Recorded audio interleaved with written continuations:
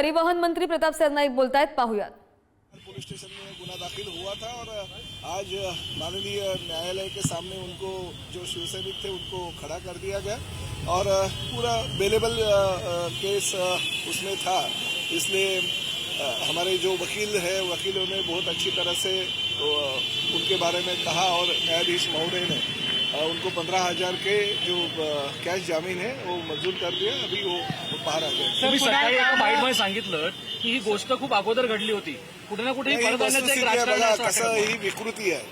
कुणाल जो कामरा जो आहे ही राज्याला किंवा ह्या देशाला लागलेली विकृती आहे। कधी पंतप्रधान नरेंद्र मोदींबद्दल बोलायचं, कधी सुप्रीम कोर्टाच्या न्यायाधीशांबद्दल बोलायचं, पुन्हा कधी आनंद महेंद्रबद्दल बोलायचं, कधी मुकेश अंबानींबद्दल बोलायचं, कधी राज्यातल्या एका मोठ्या राजकीय व्यक्तिमत्वाविषयी बोलायचं, कधी RSSच्या लोकांबद्दल बोलायचं।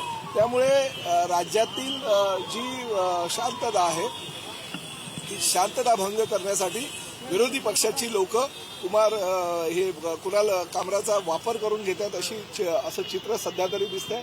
कारण 3 जानेवारीला त्यांनी ते चित्रीकरण केलं आणि 3 जानेवारी नंतर आज 24 तारखेला जर ते 23 तारखेला प्रकाशित होत असेल म्हणजे जवळजवळ तब्बल 80 दिवसानंतर तर निश्चितपणे ह्याच्यामध्ये काहीतरी काळबेरा आहे। कुणाल कामरा अजून महाराष्ट्रात नाहीये, पण त्याच्यावर कारवाई व्हावी अशी तुम्ही मागणी केली आहे। पोलिसांच्या म्हणण्यानुसार तो पॉंडेचरी आहे।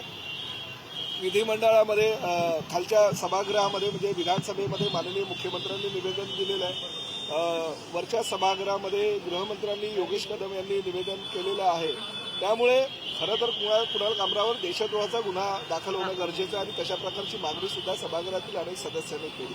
हे जाणीवपूर्वक मुंबईतलं शांत असलेलं वातावरण किंवा काही शहरांमध्ये देशातील वातावरण जे शांत आहे ते अशांतता कशी होईल आणि त्याचा राजकीय फायदा कसा महाविकास आघाडीला घेता येईल यासाठी हे जाणीवपूर्वक प्रयत्न चाललेले आहेत।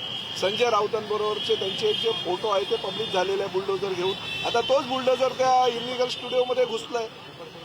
वाचवावं संजय राऊतांनी जर इलिगल 2 हॉटेलच्या मधलं केलेलं बांधकाम जे आहे त्या बांधकामामध्ये अशा प्रकारचं विभत्स असं चित्रीकरण होत असेल आणि आपल्या देशाच्या पंतप्रधानांविषयी किंवा अन्य